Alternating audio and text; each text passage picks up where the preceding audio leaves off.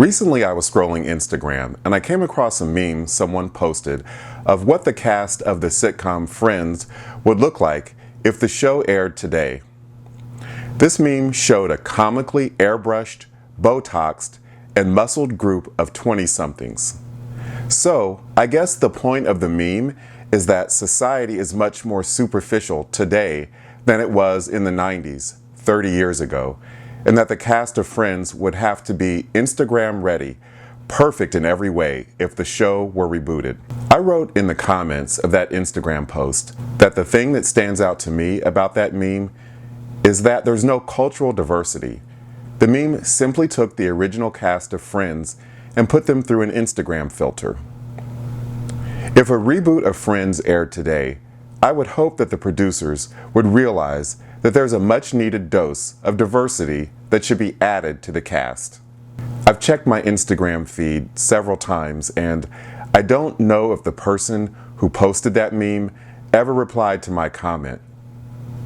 But my sense is that the person who posted that meme was not a person of color, and I'll explain why that's an important detail in a moment.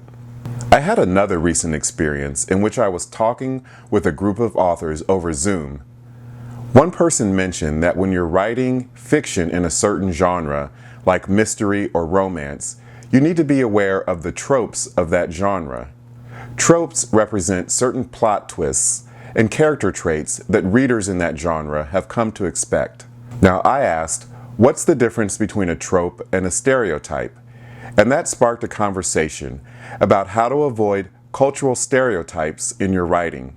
In both of these recent incidents, I was the only person of color who spoke up and pointed out blind spots in the conversation. The absence of people of color behind the scenes in Hollywood is why for so long there was very little representation, diverse representation on screen, and the representation that was on screen was in the form of stereotypes such as mammies, gang members, and terrorists. It's not that these stereotypes don't exist in reality, it's that they don't depict the totality of people of color. Stereotypes limit people of color to a very narrow range of characters. And of course, people of color, like all people, want to be depicted in our fullness, both the good and the bad. But you have to balance out the bad with good. I recently received the best compliment I've ever gotten in my 20-year-plus writing career. During the conversation in my authors group about the importance of avoiding cultural stereotypes, the very accomplished and talented author who facilitates the group said that he's looking forward to my upcoming release of the Chloe Chronicles fiction series, which is about a young woman of color trying to succeed in the cutthroat entertainment industry.